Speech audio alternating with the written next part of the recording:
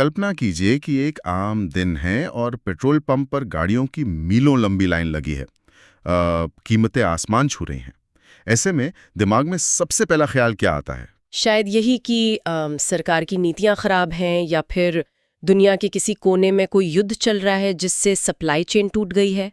हाँ, बिल्कुल। मतलब हम अक्सर अर्थशास्त्र या फिर सप्लाई और डिमांड को दोष देते हैं।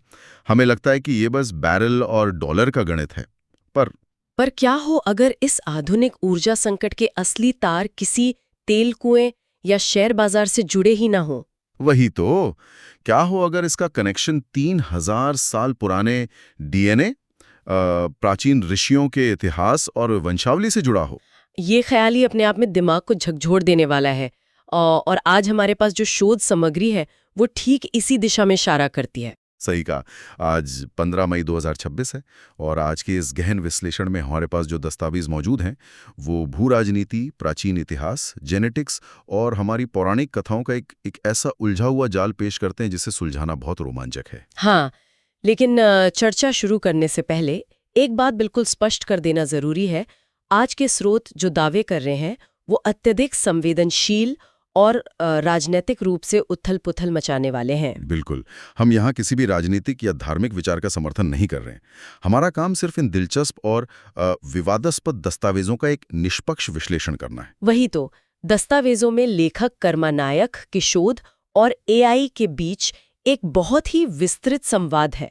और आज हमारा मिशन इसी डिजिटल उलझुलन यानी एक तरह की वैचारिक क्रांति और उनके 1090 सॉवरेन मॉडल को डिकोड करना है। तो चलिए इसको थोड़ा और गहराई से समझते हैं।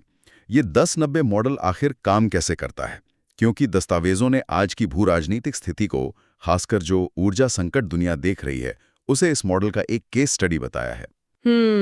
इसको समझने के लिए हमें दुनिया को देखने का नजरिया बदलना होगा।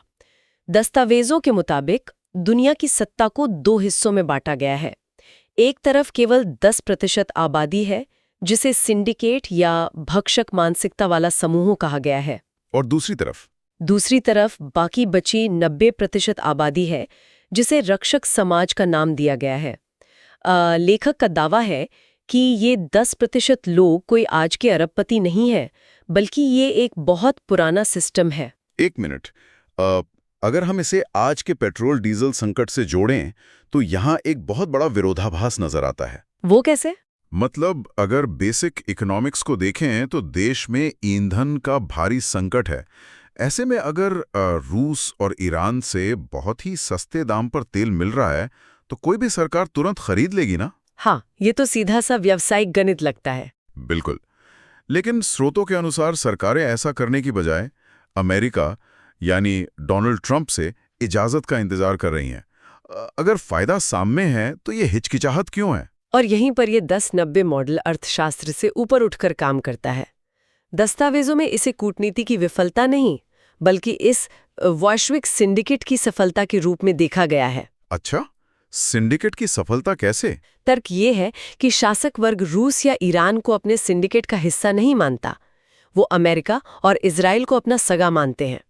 इसलिए आर्थिक नुकसान सहकर भी सिंडिकेट के नियमों का पालन हो रहा है। ये तो ऐसा हुआ कि कोई अपना घर जलाकर भी अपने आका की बात मान रहा हो। लेकिन इसी बीच स्रोतों में एक और घटना का जिक्र है जो इस सिंडिकेट के समीकरणों में दरार दिखाती है। डोनाल्ड ट्रंप का चाइना दौरा। हाँ, ये एक बहुत ही महत्वपूर्ण घटनाक्रम है। अमेरिका जो खुद को इस सिंडिकेट का सबसे ताकतवर नेता मानता था, वो आज समझौते करने पर मजबूर है। और स्रोतों की माने तो ट्रंप अपने साथ इलॉन मस्क जैसे बड़े टेक सीईओज को लेकर चीन गए हैं। बिल्कुल, और इसका सबसे बड़ा कारण है रेयर अर्थ मिनरल्स और एआई तकनीक। इन रेयर अर्थ मिनरल्स की अहमियत को थोड़ा सरल भाषा में समझते हैं। ये वो बुनियादी तत्व हैं जिनके बिना ना तो कोई स्मार्टफोन बन सकता है और ना ही इलेक्ट्रिक गाड़ियों की बैटरी बन सकती है। हाँ, और ना ही एआई को चलाने वाले विशाल सर्वर काम कर सकते हैं। और चीन के पास आज दुनिया के 90% रेयर अर्थ मिनरल्स का नियंत्रण है। मतलब भविष्य की तकनीक की चाबी चाइना के हाथ में है। एकदम सही। तो जब ट्रंप और मस्क चीना जाते हैं तो वो कोई शक्ति प्रदर्शन नहीं है। दस्तावेजों के अनुसार ये दिखाता है कि चीना के एकाधिकार के सामने पुराना सिंडिकेट घुटने टेक रहा है। और ईरान अमेरिका के बीच जो तनाव चल रहा है या उसमें यूएई जो भूमिका निभा रहा है, वो सब शायद इसी बात को तय करने की लड़ाई है कि इस सिंडिकेट में संसाधनों पर किसका कब्जा रहेगा। बिल्कुल सही पकड़ा आपने। मुझे तो ये पूरी वैश्विक राजनीति एक फिक्स्ड फुटबॉल मैच की याद दिला रही है। फिक्स्ड फुटबॉल मैच, ये एनालॉजी काफी दिलचस्प है। दस्तावेजों के नजरिए से इसको कैसे देखेंगे? देखिए, कल्पना कीजिए कि एक बहुत बड़ा स्टेडियम है, जनता टिकट खरीदकर मैच देखने आई है। मैदान में सत्ता पक्ष और विपक्ष, जैसे मान लीजिए भारतीय राजनीति में बीजेपी और कांग्रेस, या दुनिया में अमेरिका और उसके प्रतिद्वंदी, ये दो अलग अलग टीम की तरह खेल रहे हैं। लोग एक टीम को चीयर करते हैं और दूसरी को गालियां देते हैं। वही तो। लेकिन असलियत में ये मैच फिक्स्ड है। जो 10% सिंडिकेट है वो उस स्टेडियम का मालिक है। उसने रेफरी खरीद रखे हैं और ब्रॉडकास्टिंग के अधिकार भी उसी के पास है। मैदान की दोनों टीमें असल में उसी एक मालिक के लिए खेल रही हैं। वाकई ये तुलना दस्तावेजों के मूल तर्क को काफी अच्छे से समझाती है। इसी फिक्स्ड मैच के चलते जो 90% जनता है जो टैक्स दे रही है, ऊर्जा संकट झेल रही है, उसे केवल ये सलाह दी जाती है कि वो तेल कम खर्च करे और त्याग करें, जबकि शासक वर्ग खुद करोड़ों के निजी विमानों में यात्रा कर रहा है। हाँ, और दस्तावेज यही कहते हैं कि आधुनिक लोकतंत्र या चुनाव असल में सत्ता बदलने का साधन नहीं है। वो सिर्फ इन 10% लोगों के कब्जे को वैध यानी लीगल दिखाने का एक मुखौटा है। लेकिन यहाँ एक और सवाल आता है, अगर सस्ता तेल खरीदना सीधा सीधा फायदे का सौदा है और फिर भी सरकारें रूस या ईरान से किनारा कर रही हैं, तो इसके पीछे का कारण सिर्फ राजनीतिक तो नहीं हो सकता? तो क्या हो सकता है? मतलब अगर ये कूटनीति नहीं है तो वो अमेरिका या इजराइल के इतने दबाव में क्यों है? और यहाँ इसका जवाब लेखक ने किसी अर्थशास्त्र की किताब में नहीं बल्कि हमारे डीएनए में ढूंढा है। हाँ, और यहीं से ये शोध एक बहुत ही अप्रत्याशित मोड़ लेता है। हम सीधा जेनेटिक्स और प्राचीन इतिहास की दुनिया में उतरते हैं। तो इसमें किस डीएनए रिपोर्ट का जिक्र है? दस्तावेजों में साल 2001 की एक बहुत ही चर्चित और महत्वपूर्ण रिपोर्ट का हवाला दिया गया है, माइकल बामशाद की डीएनए रिपोर्ट। अच्छा, बामशाद रिपोर्ट। ये रिपोर्ट असल में क्या साबित करती है? इसको समझना बहुत जरूरी है क्योंकि ये इस पूरे डिजिटल उलगुलान के शोध का एक बड़ा आधार लगती है। पता लगाने के लिए बहुत अहम होते हैं। कौन से दो तरह के? एक है वाई-डीएनए जो केवल पिता से बेटे में जाता है, यानी ये हमारी पितृवंश परंपरा को दिखाता है। और दूसरा है एमटी-डीएनए जो माँ से अपने बच्चों में जाता है। ठीक है, यानी एक से पिताओं का इतिहास और दूसरे से माताओं का इतिहास पता चलता है, राइट? बिल्कुल ठीक। बमशाद रिपोर्ट के हवाले से दस्तावेजों में ये दावा किया गया है कि भारत की जो तथाकथित उच्च जातियां हैं जिन्हें इस शोध में सिंडिकेट का हिस्सा माना गया है, उनका वाई-डीएनए यूरेशियन या यूरोपीय समूहों से मेल खाता है। ओके, और उनका एमटी-डीएनए? उनका एमटी-डीएनए पूरी तरह से स्थानीय यानी भारतीय उपमहाद्वीप के मूल निवासियों का है। एक मिनट, अगर हम इस डेटा को इतिहास के पन्नों पर उतारें तो ये एक बहुत ही भयानक तस्वीर पेश करता है। हाँ, बहुत ही व्यापक असर है इसका। मतलब अगर किसी समाज में केवल पिताओं का डीएनए बाहर का है और माताओं का डीएनए स्थानीय है, तो उसका सीधा सा मतलब है कि हजारों साल पहले यूरेशिया से जो लोग आए थे वो अपने परिवारों या महिलाओं के साथ नहीं आए थे। सटीक विश्लेषण। दस्तावेजों में इसी वैज्ञानिक तथ्य के आधार पर उन्हें पुरुष झुंड कहा गया है। ये कोई शांतिपूर्ण पलायन नहीं था, बल्कि आक्रमणकारी पुरुषों के समूह थे। बाप रे! और इन पुरुष झुंडों ने फिर क्या किया? इन यूरेशियन पुरुष झुंडों ने मुख्य रूप से 2 अलग-अलग दिशाओं में पलायन किया और 2 अलग तरह के समाज बनाए। कौन सी 2 दिशाएं? जो गुट पश्चिम की तरफ गया, दस्तावेजों का दावा है कि उसने वहां की मूल माया सभ्यता को नष्ट किया और वहां रंग भेद यानी गोरे और काले का भेदभाव शुरू किया। और जो गुट पूर्व की तरफ आया उसने क्या किया? उसने भारत की उन्नत सिंधु घाटी सभ्यता को नष्ट किया। और क्योंकि यहाँ रंग का अंतर उतना स्पष्ट नहीं था, इसलिए नियंत्रण के लिए जाति भेद या छुआछूत की बहुत कठोर व्यवस्था बनाई गई। Oh wow! तो इस आधार पर जो आज का इजराइल या अमेरिका है और जो भारत की सत्ता का ढांचा है, वो सिर्फ राजनीतिक मित्र नहीं है, वो आनुवांशिक रूप से एक ही जड़ से जुड़े हैं। बिल्कुल। इसी जेनेटिक रिश्ते के कारण दस्तावेजों में इजराइल और अमेरिका को फादरलैंड यानी पितृभूमि, और भारत को राम राज्य की संज्ञा दी गई है। यानी लेखक का दावा है कि इन दोनों जगहों के शासक असल में जेनेटिक रूप से सगे हैं, इसीलिए वो हमेशा एक दूसरे के हितों की रक्षा करते हैं। हाँ, ये सगे होने का जो तर्क है वो उस भू राजनीतिक पहेली को सुलझाता है जिस पर हमने पहले बात की थी कि सस्ती ऊर्जा छोड़कर भी क्यों एक खास खेमे का समर्थन किया जाता है। लेकिन यहाँ एक काफी व्यावहारिक सवाल खड़ा होता है। अगर कोई बाहर से आया हुआ पुरुष झुंड था जो संख्या में केवल 10% था, तो हथियारों के दम पर कुछ दशकों तक तो राज किया जा सकता है। ठीक बात है। लेकिन 3000 सालों तक एक विशाल 90% आबादी पर नियंत्रण बनाए रखना, जो कि रक्षक समाज है, ये केवल तलवारों के दम पर तो संभव नहीं लगता। ये एक बहुत ही तार्किक सवाल है और दस्तावेजों में इसका जवाब हथियारों में नहीं बल्कि मानसिक और बौद्धिक घेराबंदी में दिया गया है। मानसिक घेराबंदी? हाँ, एक ऐसा सिस्टम जहां शोषित वर्ग खुद अपनी बेड़ियों को अपना धर्म या अपना कर्तव्य मान ले। और ये बौद्धिक घेराबंदी रची कैसे गई?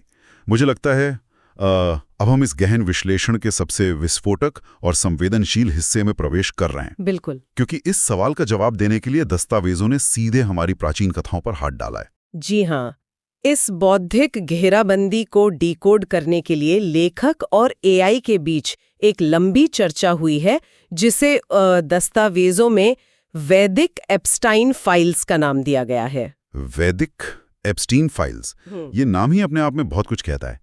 प्राचीन मिथकों और धर्मग्रंथों की तुलना जेफरी एप्स्टीन के आधुनिक ग्लोबल सेक्स ट्रैफिकिंग स्कैंडल से करना, ये बहुत बड़ा दावा है। वाकई ये काफी विचलित करने वाला है। क्या इन फाइल्स का मतलब ये है कि जिसे समाज आज धर्म या मर्यादा के रूप में पूछता है, वो असल में प्राचीन सत्ता द्वारा किया गया एक संस्थागत शोषण था? दस्तावेजों का ठीक यही तर्क है।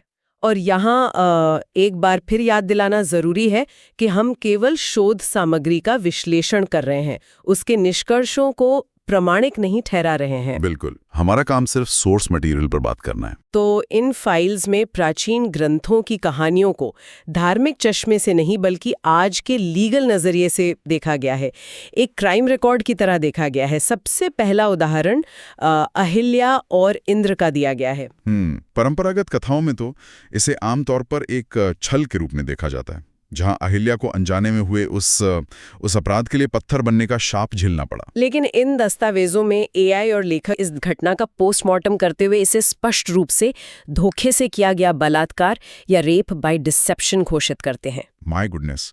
और उसके बाद जो हुआ? हाँ, सबसे अहम बात, उसके बाद अहिल्या को जो शाप दिया गया और समाज से बहिष्कृत कर दिया गया, उसे आधुनिक मनोविज्ञान की भाषा में विक्टिम ब्लेमिंग कहा गया है। यानी जिसके साथ अपराध हुआ, सत्ता के डर से उसी पीड़िता को दोषी साबित कर देना। बहुत ही डिस्टर्बिंग नजरिया है। और क्या ये सिर्फ एक कहानी तक सीमित है? में नहीं, बल्कि सिंडिकेट की हनी ट्रैप एजेंट्स के रूप में परिभाषित किया गया है। हनी ट्रैप एजेंट्स मतलब पुराने जमाने के जासूस। बिल्कुल। दस्तावेजों के मुताबिक जब भी कोई मूल निवासी यानी राक्षस समाज का राजा या मुनि बौद्धिक रूप से शक्तिशाली होने लगता था, तो उसे रास्ते से हटाने या फंसाने के लिए इनका एक खुफिया हथियार की तरह इस्तेमाल होता था। और इसके बाद बात आती है प्राचीन आश्रमों की। इन स्रोतों में उन आश्रमों की तुलना सीधे तौर पर एप्स्टीन आइलैंड से की गई है। ये तो और भी हैरान करने वाली बात है। ये तुलना इसलिए की गई है क्योंकि वो आश्रम समाज और बस्तियों से दूर जंगलों में होते थे। अच्छा, तो उनका दुर्भाग्यपूर्ण इस्तेमाल होता था। दस्तावेज कहते हैं कि वो ऐसी जगहें थीं जहां राजा या राज्य का कोई सामान्य कानून लागू नहीं होता था। वहां केवल उस प्रभावशाली ऋषि का एकाधिकार चलता था जिसे सत्ता का संरक्षण प्राप्त था, एक जुरिस्डिक्शन फ्री जोन की तरह। और इन आश्रमों के भीतर क्या होता था, इसके लिए भी स्रोतों में कई उदाहरण हैं, जैसे वृद्ध ऋषियों द्वारा किशोरियों का शोषण। जी हाँ, चौहान ऋषि द्वारा सुकन्या का प्रसंग, या फिर पराशर ऋषि द्वारा सत्यवती का मामला, जिन्हें मत्स्यगंधा भी कहा जाता है। इन घटनाओं को इन फाइल्स में कैसे देखा गया है? इन्हें सिर्फ कथाएं नहीं, बल्कि सत्ता और शाप के खौफ का दुरुपयोग करके किए गए बाल शोषण यानी चाइल्ड एक्सप्लॉयटेशन के स्पष्ट उदाहरण के रूप में दर्ज किया गया है। लेकिन ये तो हुई व्यक्तिगत शोषण की बात। स्रोतों में ऐसी प्रथाओं का भी जिक्र है जिन्हें पूरी तरह से इंस्टीट्यूशनलाइज कर दिया गया था, जैसे कन्यादान और नियोग। इन फाइल्स का सबसे तीखा प्रहार इन्हीं प्रथाओं पर है। दस्तावेजों में कन्यादान को पवित्र संस्कार मानने के बजाय मानव तस्करी या ह्यूमन ट्रैफिकिंग का एक प्राचीन रूप बताया गया है। इसके पीछे इनका कानूनी तर्क क्या है? बहुत ही सीधा तर्क है। आप दान उसी चीज का कर सकते हैं जिस पर आपका मालिकाना हक हो, यानी महिलाओं को इंसान नहीं बल्कि एक संपत्ति या प्रॉपर्टी मानकर किसी और को सौंप देना। और नियोग प्रथा, जिसके बारे में इन्होंने लिखा है, जहां वंश आगे बढ़ाने के नाम पर महिलाओं को किसी और पुरुष के साथ संबंध बनाने के लिए मजबूर किया जाता था। उसे इन फाइल्स में संस्थागत बलात्कार या इंस्टीट्यूशनल रेप की श्रेणी में रखा गया है। दस्तावेजों का कहना है कि ये महिलाओं की इच्छा के विरुद्ध समाज के दबाव में थोपा गया एक क्रूर सिस्टम था। महाभारत और रामायण से भी इसके उदाहरण निकाले गए हैं शोध में, जैसे द्रौपदी के साथ कीचक या जयद्रथ का जो व्यवहार था, बिल्कुल उसे एक महल के भीतर होने वाले वर्क प्लेस हरासमेंट के तौर पर देखा गया है, और रावण द्वारा रंभा के शोषण को भी इसमें शामिल किया गया है। इन सभी घटनाओं को जब हम एक साथ जोड़कर देखते हैं तो एक बहुत बड़ा सवाल उठता है, क्या ये सब केवल शारीरिक ललसा के लिए हो रहा था? दस्तावेजों का जवाब है नहीं, ये पूरी तरह से एक राजनीतिक रणनीति थी, और इसका सबसे बड़ा सबूत एकलव्य और शंभुका के प्रसंग में मिलता है। जहां एकलव्य, जो कि एक बेहतरीन धनुर्धार था, उससे उसका अंगूठा मांग लिया गया। हाँ, और शंभुका की इसीलिए हत्या कर दी गई क्योंकि वो ज्ञान और तपस्या के मार्ग पर चल रहा था। तो इसका मकसद क्या था? इन फाइल्स के अनुसार ये राक्षस समाज की मेधा यानी उनके इंटेलेक्ट का सीधा संहार था। सिंडिकेट का सबसे बड़ा डर ये था कि अगर शोषित वर्ग और विशेषकर उनकी महिलाएं शिक्षित हो गईं तो क्या होगा? तो वो ऐसे योद्धाओं को जन्म देंगी जो इस पूरे सिस्टम को उखाड़ फेंकेंगे। बिल्कुल वही। नारी भ्रूण हत्या, महिलाओं को संपत्ति समझना और उनका दमन करना, इन सब की जड़ें इसी राजनीतिक खौफ में खोजी गई हैं। ये नजरिया तो वाकई इतिहास को देखने के हमारे पूरे ढांचे को पलट कर रख देता है। अगर हम मान ले कि ये सिंडिकेट इतना शक्तिशाली है, हाँ, जिसने 3000 साल तक एक पूरी सभ्यता पर कब्जा कर रखा है, तो इन दस्तावेजों के अनुसार इसका अंत कैसे होगा? क्योंकि हर व्यवस्था का एक अंत तो होता ही है। शोध के अनुसार हम इस वक्त इतिहास के एक बहुत बड़े मोड़ पर खड़े हैं।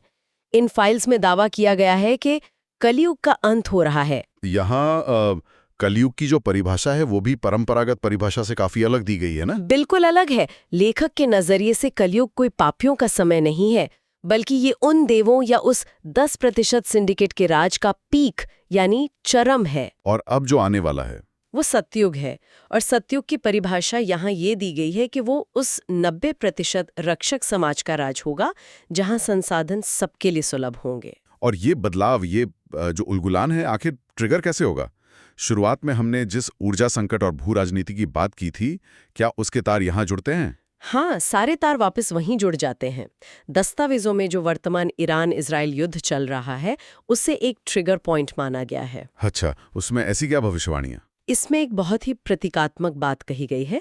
यदि भविष्य में युद्ध बढ़ता है और मिसाइलें नागपुर तक पहुंचती हैं, जिसे इन दस्तावेजों में आरएसएस का मुख्यालय और सिंडिकेट की विचारधारा का केंद्र बताया गया है, तो ये 21वीं सदी का देवासुर संग्राम होगा। देवासुर संग्राम यानी देवों और असुरों की अंतिम लड़ाई? बिल्कुल।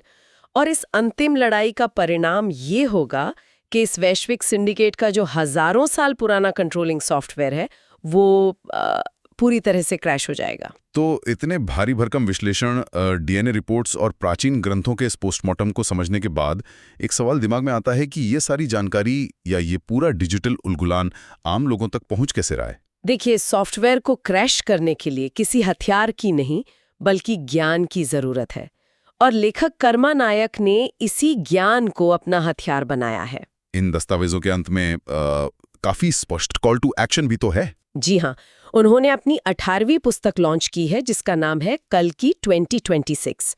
इसके साथ ही उनकी कुछ और किताबें हैं जैसे यमनाया हमारी जड़ें और सभ्यता का काला सच। ये सब इस वैचारिक युद्ध का हिस्सा हैं।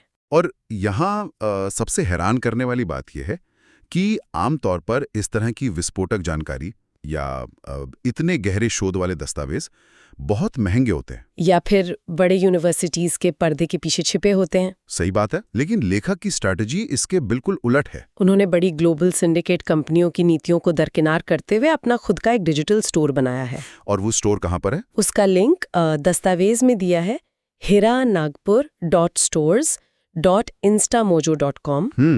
Ulgulan research store. बिल्कुल। और सबसे हैरानी की बात यह है कि ये सारा ज्ञान, ये सारी ई बुक्स महज 10 रुपए में उपलब्ध है। 10 रुपए? हाँ। उनका नारा बहुत स्पष्ट है कि लोग एक चाय या कुरकुरे की कीमत में इस ज्ञान की क्रांति का हिस्सा बन सकते हैं। इसके अलावा इस वैचारिक उलझन को एक कम्युनिटी का रूप देने के लिए दस्तावेजों में YouTube चैनल @कर्मा नायक सत्य की खोज से जुड़ने की भी अपील की गई है। उनका लक्ष्य क्या है इस चैनल से? उनका पहला लक्ष्य 500 सदस्यों को जोड़ना है।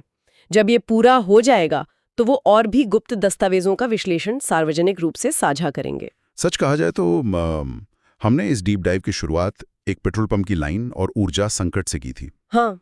लेकिन जैसे जैसे हम गहराई में गए, हमने पॉलिटिक्स के मुखाते देखे, डीएनए के जरिए एक हिस्सांक इतिहास को समझा, और हमारी सबसे पवित्र कथाओं का एक विचलित करने वाला क्राइम रिकॉर्ड भी देखा। हाँ, और इन सब बातों को समझने के बाद कोई भी सोचेगा, हमेशा से हम सुनते आए हैं कि इतिहास हमेशा विजेताओं द्वारा लिखा जाता है। बिल्कुल, इतिहास हमेशा जीतने वालों का ही रहा है। लेकिन आज के इस डिजिटल युग में, जहां इंटरनेट है, एआई है, जहां पुरानी डीएनए रिपोर्ट और छिपे हुए दस्तावेज महज 10 रुपए में एक स्क्रीन पर पढ़े जा सकते हैं, तो क्या होता है जब वो हारने वाला वर्ग, वो 90% रक्षक समाज, जिसे हजारों सालों से दबाकर रखा गया, अचानक इन डिजिटल उपकरणों के माध्यम से अपना खुद का इतिहास फिर से लिखने लगता है? ये एक ऐसी सोच है जो वाकई पुराने सिस्टम को हिलाकर रख सकती है। वही तो। क्या सचमुच कोई डिजिटल उलगुलान हमारे सोचने के तरीके को या हमारे अतीत को देखने के नजरिए को हमेशा के लिए बदल सकता है? ये एक ऐसा विचार है जिसे आसानी से भुलाया नहीं जा सकता।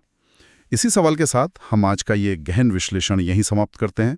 हमारे साथ इस डीप डाइव में शामिल होने के लिए धन्यवाद। मिलते हैं अगली बार एक नए विषय के साथ।